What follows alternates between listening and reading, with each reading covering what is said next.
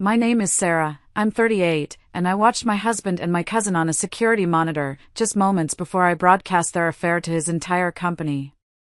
Before I tell you how that single click changed everything, let me know where you're watching from in the comments. The room was cold. Not the kind of cold that a sweater could fix, but a deep, biting cold that came from the humming server racks that lined the walls. It smelled sterile, like clean metal and ozone. On the desk in front of me, a bank of monitors glowed, each showing a different, silent view of the hotel's grand ballroom. In one, I could see the stage, bathed in blue light, where my husband's boss was speaking. In another, I saw the tables filled with people in elegant dresses and sharp suits, all listening intently. But my eyes were locked on one small screen in the corner. It showed the feed from my husband Ethan's new office. His corner office, the one he was so proud of. The one he was supposed to be in for only a moment to grab a file before the main event. And he was there. So was my cousin, Tiffany. They weren't looking for a file. My heart wasn't pounding. It wasn't racing. It was just a slow, heavy thud in my chest, like a drum beating out a funeral march. My hand was steady on the mouse, my finger resting lightly on the left button. Through the small speaker on the desk, I could hear the master of ceremonies downstairs. And now, a few words from our newly promoted director of marketing, a man whose dedication is an inspiration to us all. Ethan Miller. A smattering of applause echoed faintly. My finger twitched. One click. That's all it would take. One click to turn their secret world inside out. But to understand why I was in that cold, dark room, with the fate of two people I once loved resting under my fingertip, you have to go back. Back a few months, to a time when my world was warm, and safe, and full. It started, as these things often do, with a knock on the door on a rainy Tuesday. Our house was filled with the smell of baking bread and the sound of my daughter, Lily, humming as she did her homework at the kitchen table. It was a perfect, ordinary afternoon. I opened the door, and there she was. Tiffany.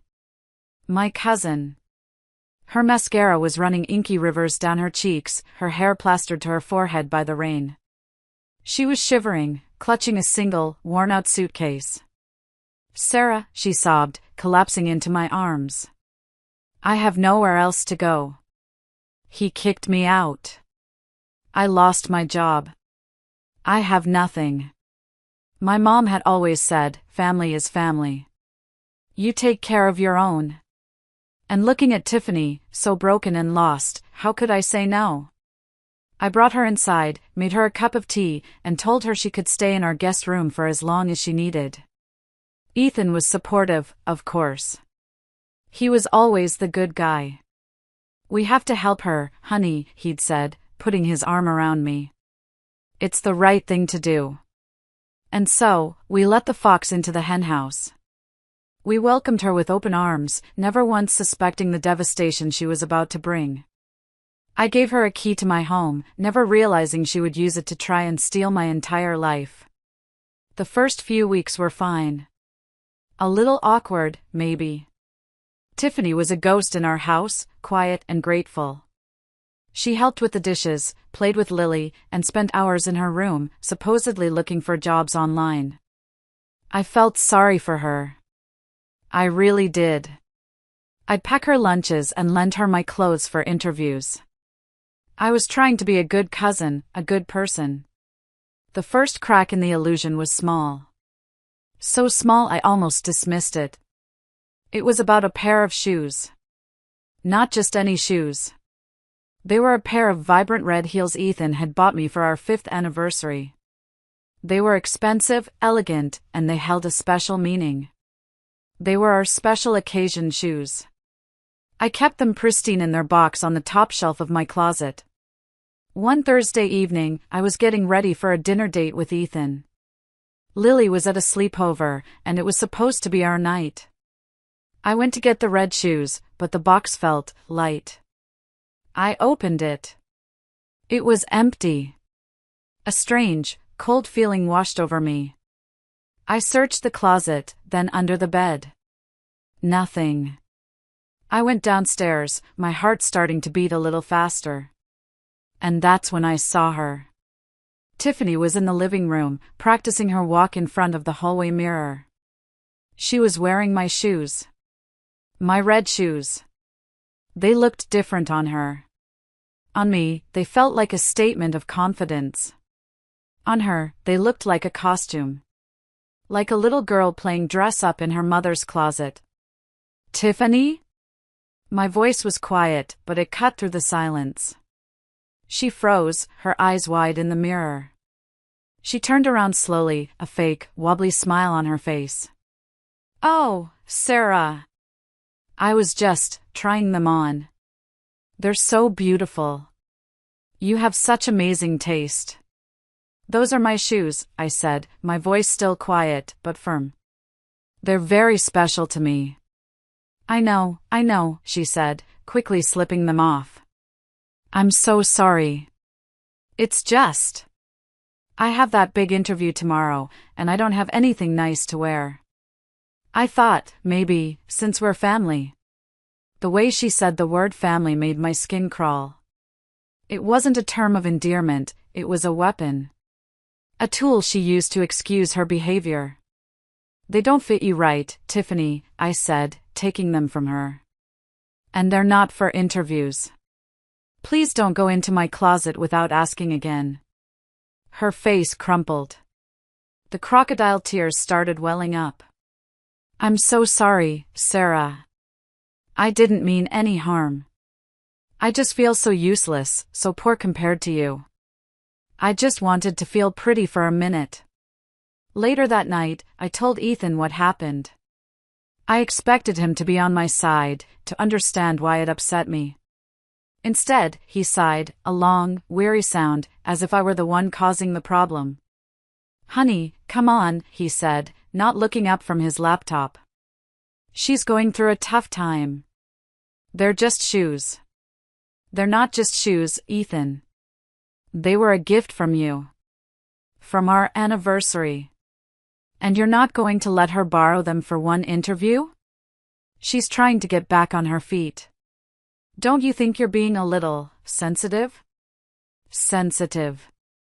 The word hung in the air between us, ugly and sharp.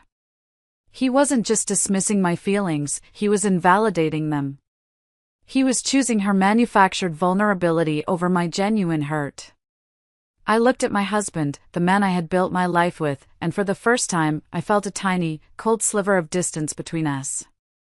I was standing in my own home, but suddenly, I felt like an outsider. A few weeks later was Ethan's company's annual gala. It was a big deal, a chance for him to network for his promotion. I'd bought a new dress, a simple but elegant navy blue one. As I was getting ready, Tiffany hovered in the doorway of our bedroom. "You look beautiful, Sarah," she said, her voice dripping with a sweetness that felt off. "Ethan is a lucky man."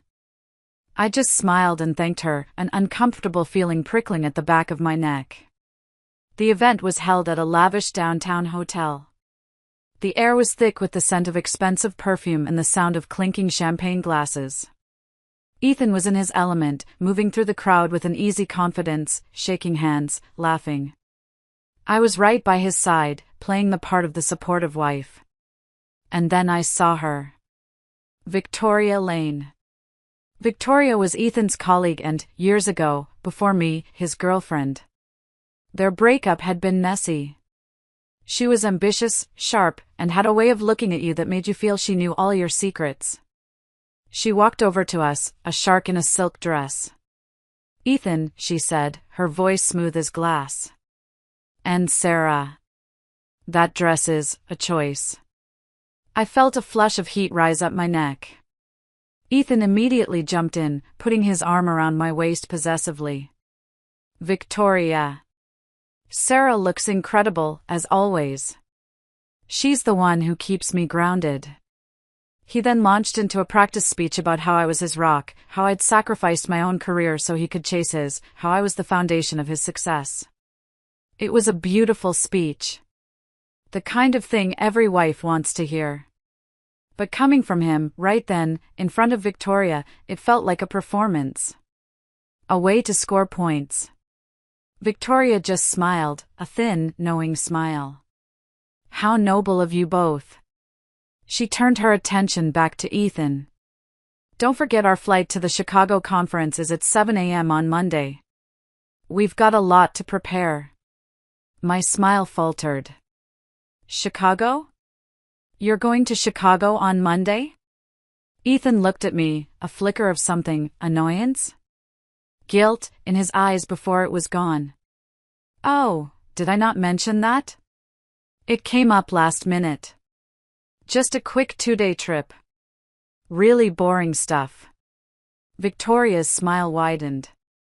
She leaned in closer to me, as if sharing a secret. We always have the most productive time on these work trips, she murmured, her eyes glinting. Later, as Ethan was off talking to his boss, Victoria found me near the bar.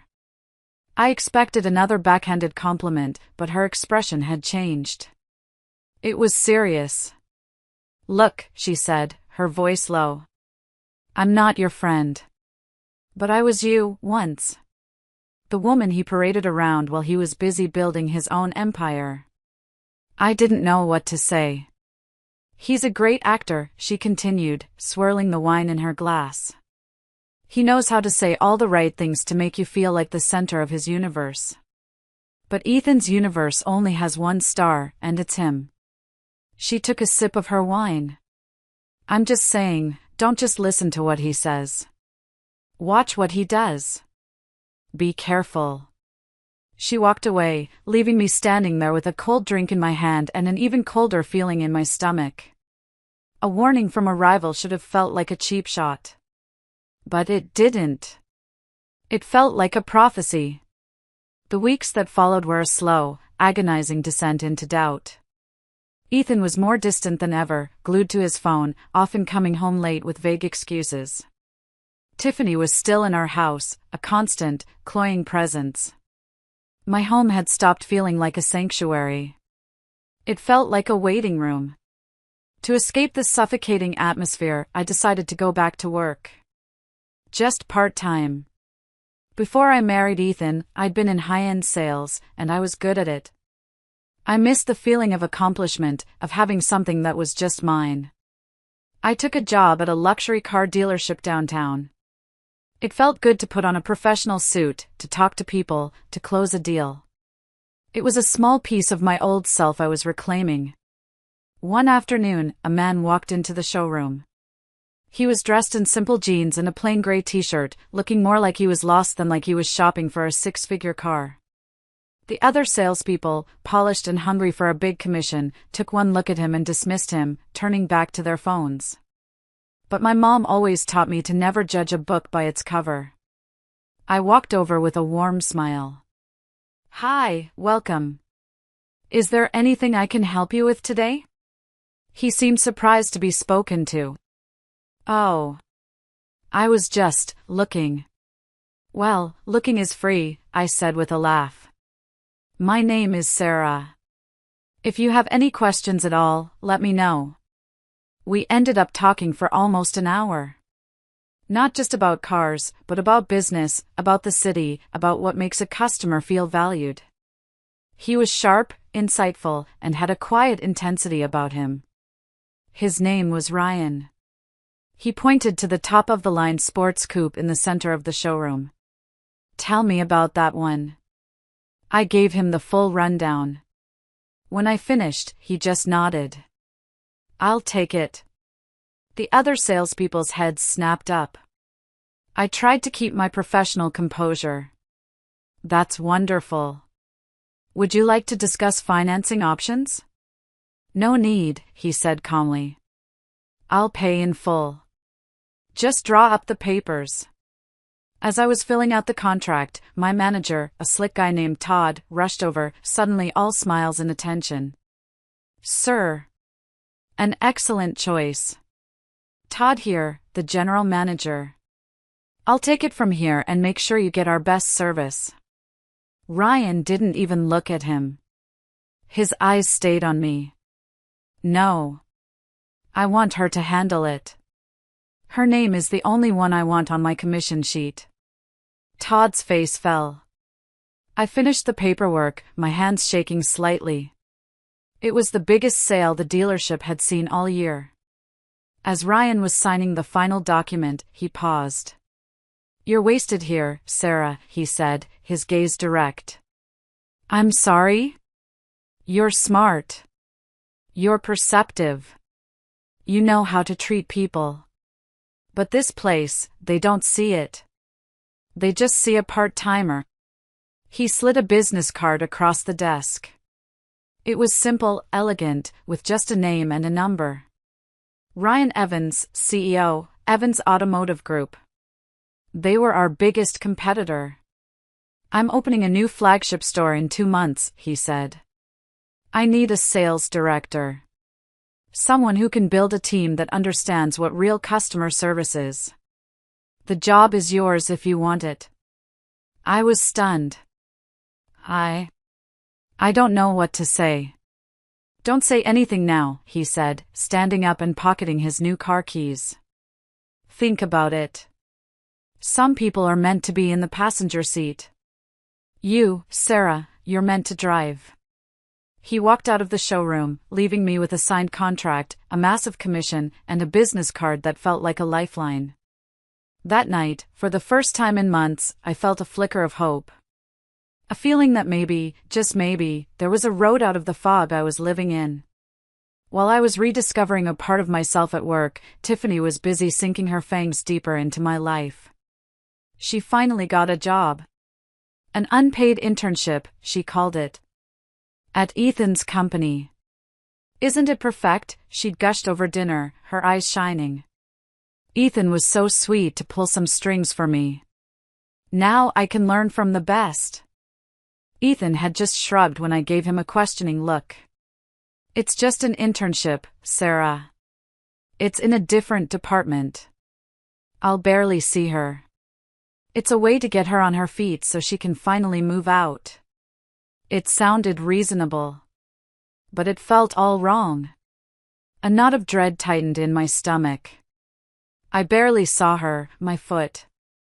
Suddenly, my life was filled with stories about the office. Tiffany would tell me about her day, always managing to drop Ethan's name into the conversation. "Ethan gave me this great advice on the marketing proposal today.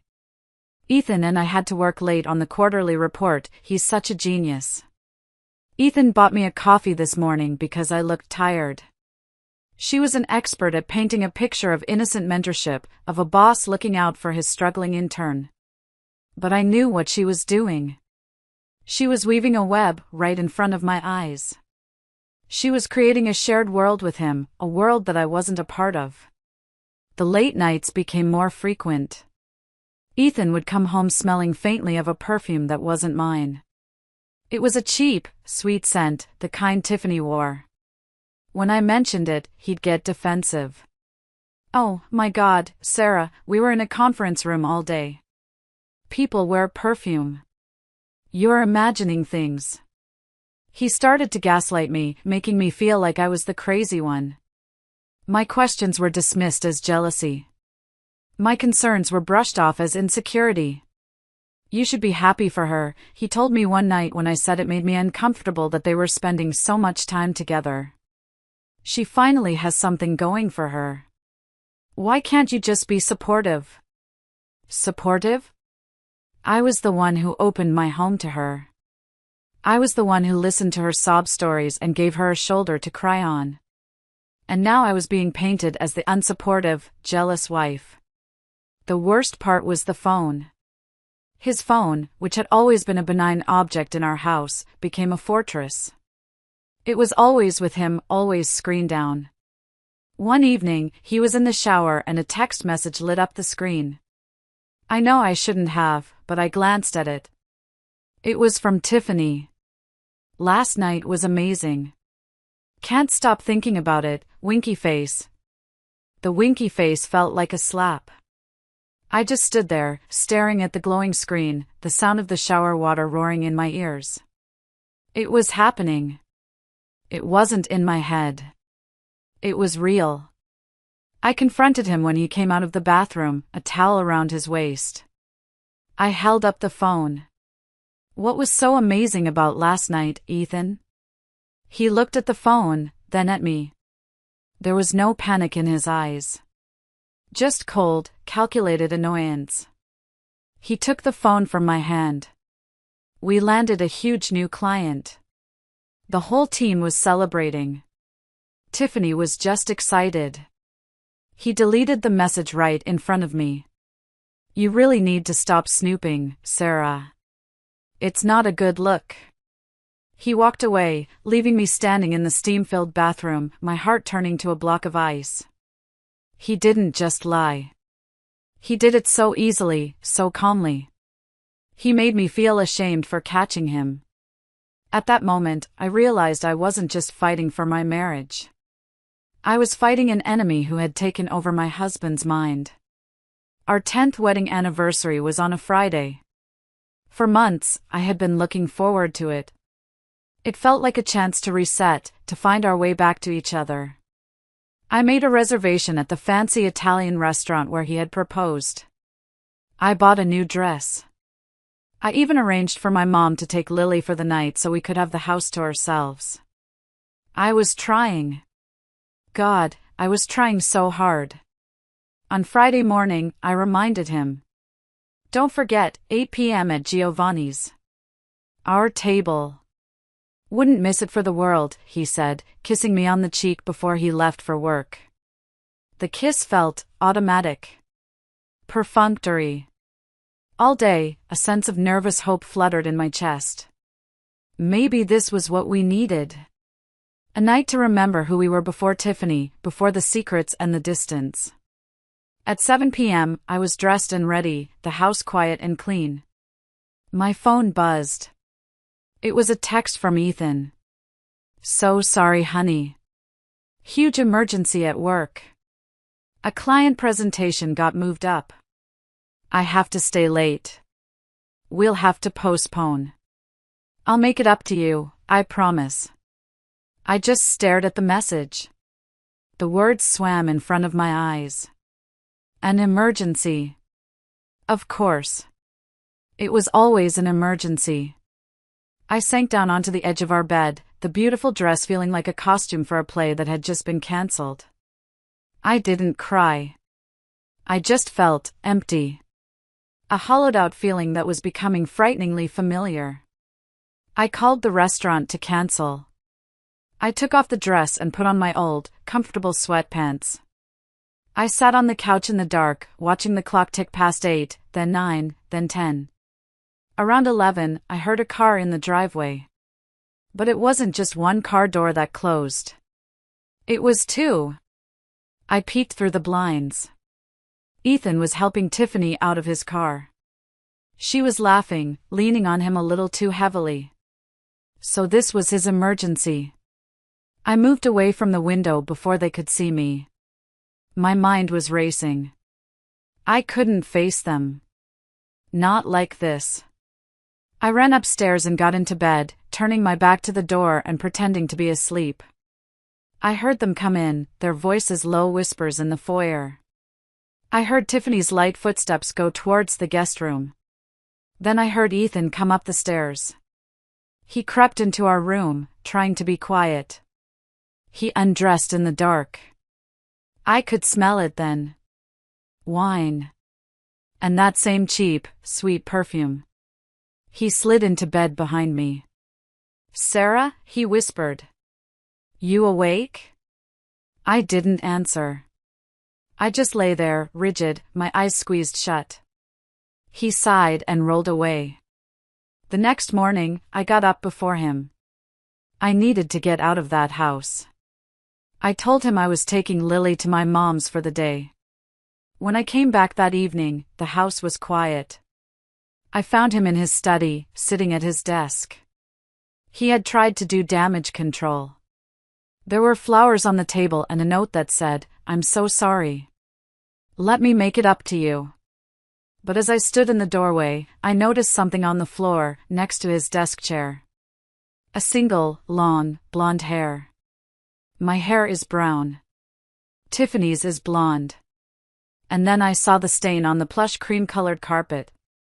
A dark, lipstick-red stain, shaped unmistakably like a kiss. He had brought her into our home. Into his study. On our anniversary.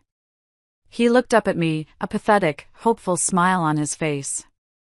"Hey, you're back." I didn't say anything. I just pointed at the floor. His eyes followed my finger. The smile vanished from his face. He scrambled, his mind working fast for a lie. "Oh, that. It's ink." I dropped a red pen. It exploded everywhere. What a mess. He grabbed a book and strategically dropped it over the stain. I was going to clean it up. An ink stain. That was his explanation. It was so insulting, so brazenly false, that all the air went out of my lungs.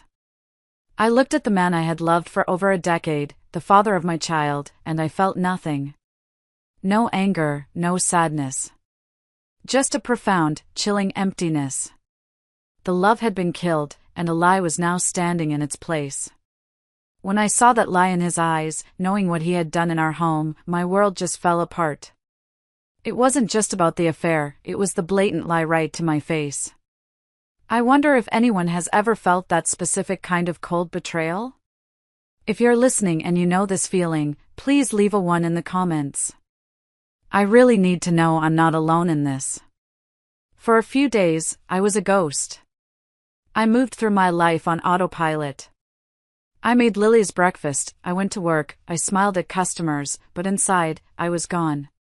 The conversation with Ethan replayed in my head on a loop. It's ink. The sheer audacity of it. He thought I was that stupid.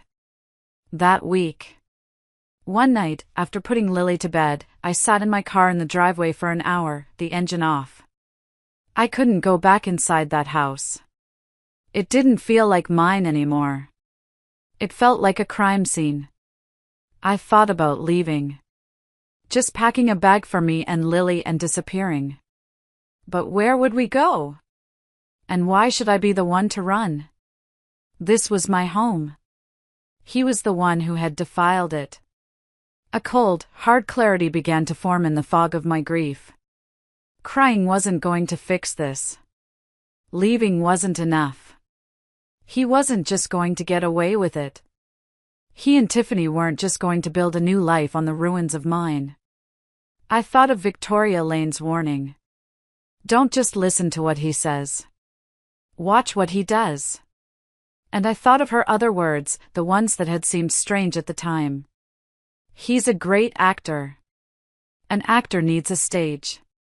An audience. I picked up my phone. My hands were trembling, but my resolve was firm. I scrolled through my contacts until I found her name. Victoria Lane. I hesitated for only a second before I hit call. She answered on the second ring, her voice crisp and professional. Victoria Lane. Victoria, it's Sarah. Sarah Miller. There was a pause. Sarah. I'm surprised to hear from you. I need your help, I said, the words tumbling out before I could lose my nerve. You were right about Ethan. You were right about everything. And I'm not going to let him get away with it. There was another silence on the line, but this one was different. It was thoughtful. What kind of help are you talking about? She asked, her voice losing its corporate edge and becoming something softer. More curious. I told her everything. The late nights, the perfume, the text message, the anniversary, the ink stain. I laid it all out, the ugly, painful truth. I wasn't talking to a rival anymore. I was talking to the only other person on earth who truly understood the man I was married to. When I finished, she was quiet for a long moment. I knew he was a snake, she finally said, her voice laced with a grim satisfaction. But I didn't know he was a rat, too. Defiling his own home. She took a deep breath. Okay, Sarah. I'm in. What's the plan? I don't have one yet, I admitted. I just know I need to expose him. I need people to see him for who he really is, not the perfect family man he pretends to be. To do that, you need proof. Irrefutable proof, Victoria said, her mind clearly already working. And I think I know how to get it. She paused. Ethan has an enemy in the IT department. A kid named Mark. He's brilliant, but Ethan stole credit for a huge software project Mark developed last year. The kid has been bitter ever since. He owes Ethan nothing and would probably love a chance to see him go down. What can he do? I asked, a flicker of real hope igniting inside me. Mark has access to everything, Victoria said, and I could almost hear the smile in her voice. The entire company's digital infrastructure, including the security camera feeds. My breath caught in my throat. Meet me for coffee tomorrow morning, Victoria said. 8 a.m. The little cafe on Elm Street. I'll arrange for Mark to be there. It's time to go to war, Sarah. I hung up the phone, a new, unfamiliar feeling coursing through me. The emptiness was gone. In its place was a cold, sharp, and powerful sense of purpose. The game had changed. I wasn't the victim anymore. I was the architect of his downfall. The next morning, I walked into that little cafe on Elm Street feeling like a different woman. I had barely slept, but I wasn't tired. I was energized, focused.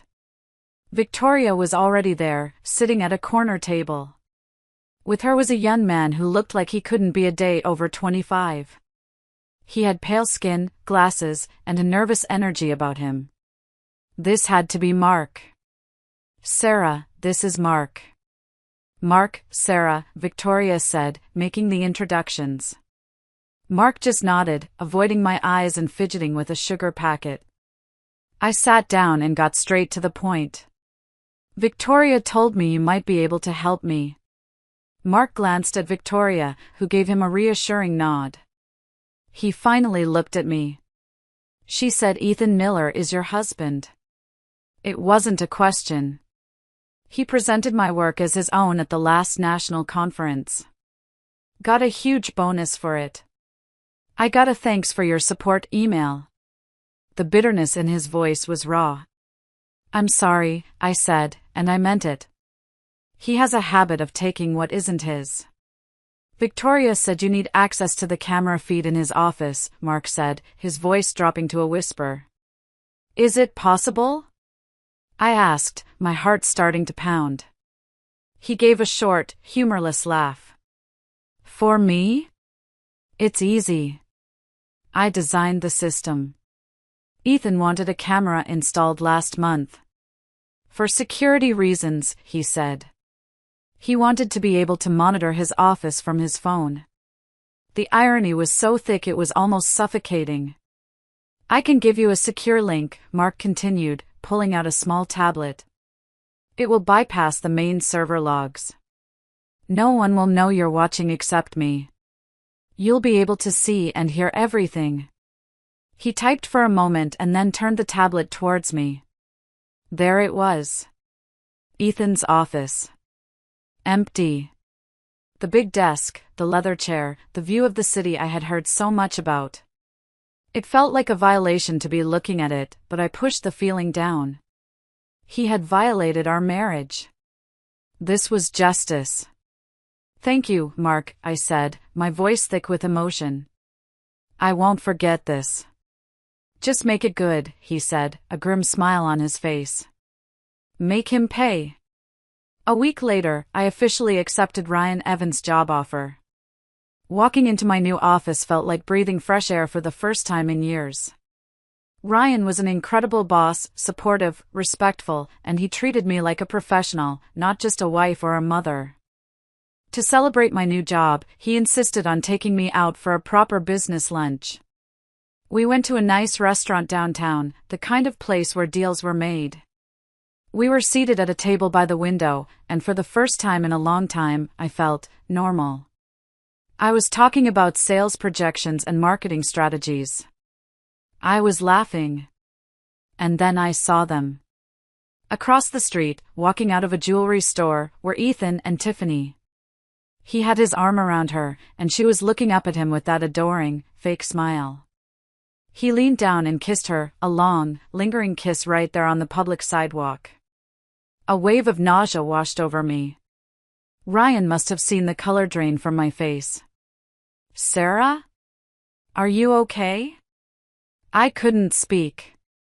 I just pointed. He followed my gaze. His body went rigid. His friendly, smiling face hardened into a mask of disbelief and anger. "No way," he whispered, his voice low and dangerous. "Tiffany Davis." I turned to look at him, confused. "You know her?" He tore his eyes away from the scene across the street and looked at me, his expression full of a dawning, horrified understanding. "Know her? Sarah, she's my ex-girlfriend. From about 5 years ago. She maxed up my credit cards and disappeared one day. Took almost $10,000. I never saw her again. We just sat there in silence, watching my husband and his lying, cheating ex-girlfriend get into a taxi together. That was it. That was the moment everything snapped into focus. This wasn't just a simple, sordid affair. It was a pattern. They were two of a kind, takers, users, destroyers. And they had picked the wrong person to mess with. Seeing them together, knowing the depth of their deceit, that was it. There was no turning back. If you're still listening, please comment continue. Your support is what's getting me through telling this next part of the story. That night, something inside me shifted permanently. The grief, the sadness, the hurt, it was all still there, but it had been burned down into a hard, dense core of pure resolve. I wasn't a victim anymore. I was a woman on a mission. The first thing I did when I got home was walk into my closet. I reached up to the top shelf and pulled down the box with the red shoes. I didn't even open it. I walked it straight out to the trash can in the garage and dropped it in. It made a hollow, final sound as it landed. That part of my life was over. The woman who cherished those shoes, who believed in the fairy tale they represented, she was gone. The next morning, I booked an appointment at the best hair salon in the city. For 10 years, I'd had the same long, safe, brown hair. The kind of hair a reliable wife and mother has. I sat in the chair and told the stylist, "Cut it off." She looked at me, her eyes wide. "All of it?" "Cut it," I said again, my voice leaving no room for argument. For the next hour, I watched my old self fall to the floor in soft brown heaps. When she was done, a new woman looked back at me from the mirror. My hair was now a sharp, chin-length bob that made my eyes look bigger and my jawline look stronger. I didn't just look different. I felt different. I felt dangerous. My wardrobe was next. I packed up all the soft, floral dresses and sensible cardigans I had accumulated over the years. I took the commission check from Ryan's car sale, the one I had been saving for Lily's college fund, and I went shopping. I didn't buy what a suburban mom would wear. I bought what a boss would wear. Sharp blazers, silk blouses, tailored trousers, and a pair of killer black heels that made me feel powerful with every step. This wasn't just about looking different. It was about arming myself. I was creating a new armor, a new identity for the battle that was to come. I also made another appointment. With the best divorce lawyer in the city. I sat in her plush office and laid out the facts calmly and clinically. I didn't cry. I didn't raise my voice. I presented my case like a business proposal. She listened intently, and when I was done, she gave me a sharp, approving nod. "You've got a solid case for infidelity, which will help with the settlement," she said.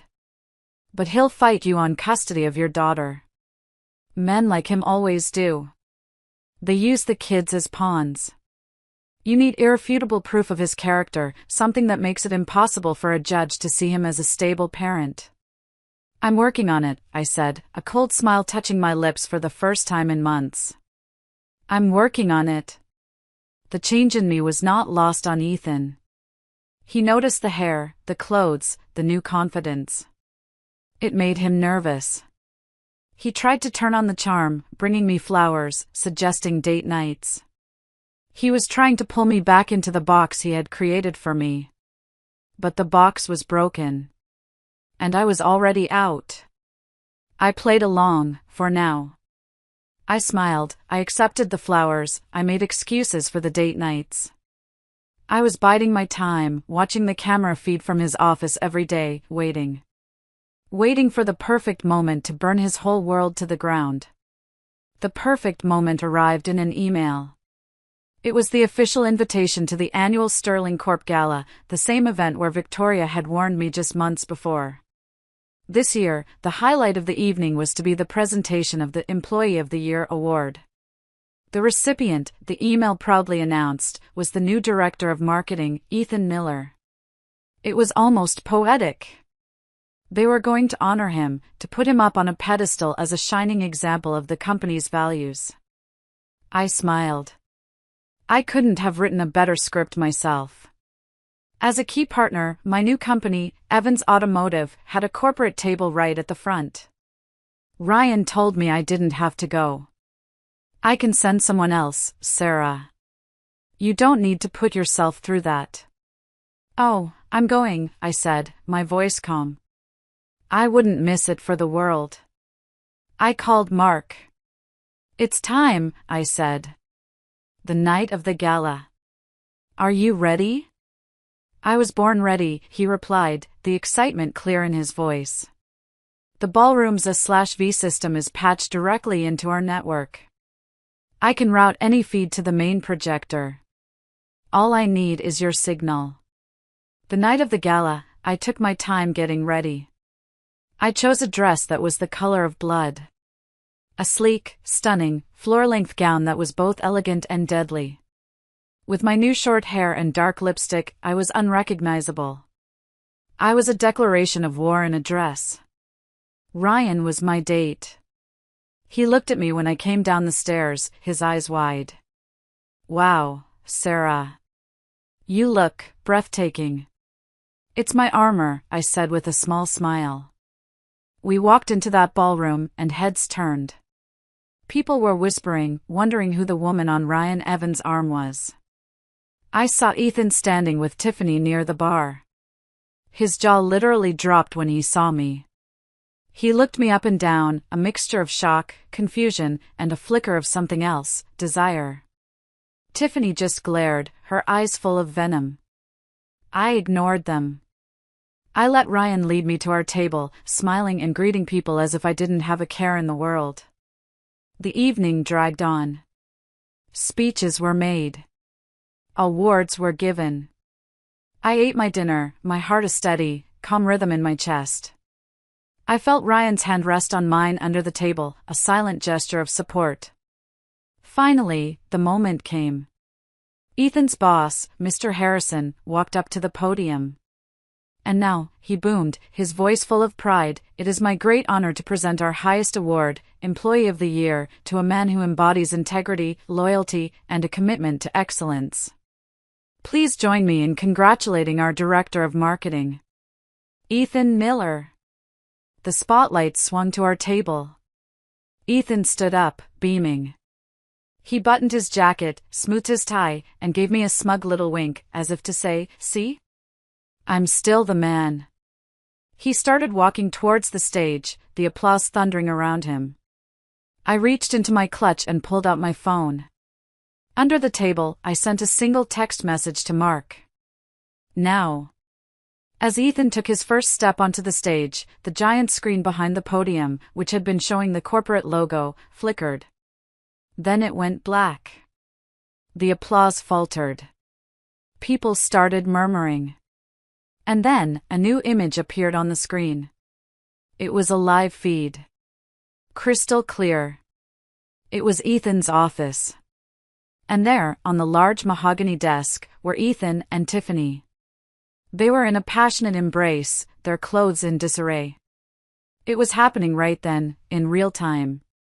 They had snuck away from the party for a quick, sordid rendezvous, thinking they were safe. A collective gasp went through the ballroom. The silence that followed was absolute. People stared, their mouths hanging open. Mr. Harrison froze, his face turning from pride to horrified disbelief.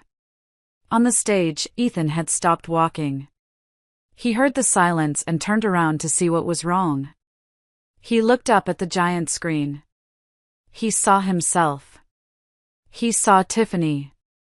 He saw his entire life, his career, his carefully constructed image, all exploding in front of 200 of his colleagues. The color drained from his face. He looked like a man who had just been shot. From our table, I just watched. I took a slow, deliberate sip of my wine. Checkmate. The silence in the ballroom lasted for what felt like an eternity. It was broken by a single, nervous cough, which was followed by a wave of frantic whispering. Then, someone laughed. A sharp, cruel bark of a laugh. And that opened the floodgates. The room erupted in a cacophony of murmurs, shocked laughter, and the sound of people pulling out their phones to record the spectacle. On the screen, the two performers in their sordid play finally realized something was terribly wrong. The Ethan on the screen looked up, his eyes wide with a dawning, animalistic terror. The Tiffany on the screen shrieked and tried to cover herself. It was too late. Everyone had seen everything. The Ethan on the stage was frozen, a statue of public humiliation. Mr. Harrison, his face a furious shade of purple, finally snapped out of his shock. He barked an order into his microphone, "Shut it off. Shut it off now." But his voice was drowned out by the chaos. Mark was a genius. The feed didn't just shut off. It froze on the most incriminating frame, a perfect still image of their shame, before finally going black. Ethan stumbled backwards off the stage, his face ashen. He scanned the crowd, his wild eyes searching for an explanation, an escape. And then his eyes found mine. I didn't smile. I didn't gloat. I just held his gaze, my expression perfectly neutral. I let him see that I knew. That I was the one who had done this. In that single, silent moment, he understood everything. The truth hit him with the force of a physical blow. He staggered, looking like he was about to be sick. Ryan stood up. "I think we're done here," he said calmly, his hand on my back. He guided me through the stunned crowd. No one tried to stop us. They just parted, their eyes full of a mixture of pity and awe. As we walked out of the ballroom, I didn't look back. The life I'd had with Ethan was a building that had just been publicly demolished. All that was left was to sort through the rubble. The next morning, my phone was blowing up with messages and missed calls. But I didn't answer. I just focused on making Lily's favorite pancake breakfast. Around noon, my lawyer called. "Well," she said, and I could hear the satisfaction in her voice. That was certainly effective. "I just got a call from Ethan's new lawyer. He's ready to cooperate. On everything. The house, the divorce settlement, full custody for you with supervised visitation for him. He's not going to fight. He just wants this to go away." It was over. Just like that. But the real fallout was just beginning. Ethan and Tiffany were, of course, fired immediately. Their public disgrace was the talk of the corporate world. No one would touch them. Their careers were over. A few days later, a broken-sounding Ethan left me a voicemail. He didn't yell. He didn't accuse. He just sounded defeated. "Sarah. I don't know what to say. I know I deserved it. I'm sorry. I've lost everything." I deleted the message without a second thought. His apology was 10 years too late and $1 million short. That was the moment I finally broke free. "Thank you for staying with me." Please like this video and comment too below to let me know you are here for this turning point. Your support means the world and helps others find the strength in this story. I thought that after the gala, after they were fired, they would just crawl away and disappear. I was wrong. I had underestimated Tiffany's capacity for venom when she was cornered. She had lost her meal ticket in Ethan, and she was desperate. She decided that if she was going down, she was going to try and drag me down with her. Her new battlefield was my daughter's elementary school. It started with a call from Lily's teacher, Ms. Gable. Her voice was hesitant, uncomfortable. Mrs. Miller, Sarah. I'm not sure how to say this, but there was a bit of a scene at pickup today. My blood ran cold. A scene? Is Lily okay? Lily is fine, she assured me. She didn't see most of it. It was your cousin, Tiffany. She showed up and started talking to some of the other mothers in the parking lot. I drove to the school the next day with a knot of dread in my stomach. As I waited for the dismissal bell, I could feel it. The stares. The whispers. A group of moms who I usually chatted with suddenly found the pavement incredibly interesting when I approached. One of them, a woman named Karen whose daughter was in Lily's class, finally looked at me, her face a mask of pity. "Sarah, I'm so sorry," she said in a stage whisper. "What that woman is saying about you, it's just awful." "What exactly is she saying, Karen?" I asked, my voice dangerously calm. "Well," she leaned in conspiratorially, "she said that you were insanely jealous of her. That you framed her and your husband, who were just friends, because you were insecure. And that you threw her out on the street with nothing, all because you couldn't stand to see your husband being nice to another woman." I felt a hot rage flash through me, so intense it made me dizzy. She was trying to poison my community. To paint me as the villain in my own story, to isolate me in the one place I should have felt safe, among the parents of my child's friends. Just then, the school doors opened, and the kids came pouring out. And I saw her. Tiffany was standing near the gate, dabbing at her eyes with a tissue, putting on a heartbreaking performance for a new audience. When she saw me, her eyes widened, and she actually started to walk towards me. Lily ran up to me and hugged my legs, oblivious. I squeezed her hand and told her to go talk to her friend for just a minute. Then I turned to face the viper. Tiffany started before I could even speak, her voice loud enough for everyone to hear. "Sarah! Please! I have nowhere to go. Don't do this. He loved you. How could you be so cruel?" The other parents were now openly staring, their car doors left open, their own kids forgotten for a moment. This was the drama they had been waiting for. I walked straight up to her, stopping just a foot away. I didn't raise my voice. I didn't cry. I spoke in a low, clear, and deadly serious tone. "Listen to me very carefully," I said, my eyes locked on hers. "The games are over. The lies are over. This is not a playground for your drama. This is my child's school. These are matters for adults, and you will not bring them here. You will not speak my name, and you will not come near my daughter ever again. If I see you here again, if I even hear a whisper of you being here again, the next conversation you have will be with my lawyer about a restraining order. Do you understand me?" My voice didn't shake. My hands didn't tremble. I was a mother protecting her cub, and there is no force on earth more powerful than that. Tiffany's face, for the first time, showed genuine fear. The fake tears dried up. She saw that I wasn't the weak, sensitive woman she had manipulated for months. She was looking at the woman who had ruined her life with the click of a mouse. She just nodded, speechless. "Good," I said.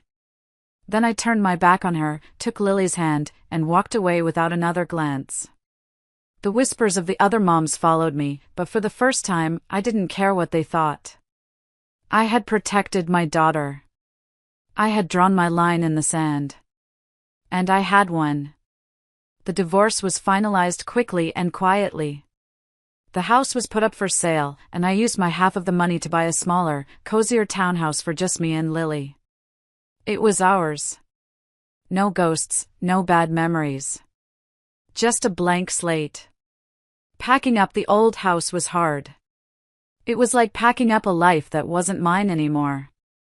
Every photo, every piece of furniture held a memory, and I had to decide which ones to keep and which ones to let go of. But with every box I taped shut, I felt a little lighter. During this time, Ryan was my rock. He never pushed, never pried. He was just there. He helped me move boxes. He brought over pizza on nights when I was too exhausted to cook. He played with Lily in the park, making her laugh in a way I hadn't heard in months. He was showing me what a good man looked like, not by telling me, but by being one. One day, Victoria came over to my new place with a bottle of wine and a proposition. "You know," she said, looking around my sparkling new kitchen, "you're an amazing cook. And I'm a marketing genius. And we both have a story to tell." And that's how our new venture was born. We started an online food blog and YouTube channel. We called it Reclaiming Your Table. It wasn't just about recipes. It was about the stories behind the food. It was about how a simple meal can be an act of self-love, of taking back control, of building a new life. I would cook, and we would talk about careers, about motherhood, about resilience, about starting over. To our shock, it took off. Women from all over the country started writing to us, sharing their own stories of betrayal and rebirth. We had created a community.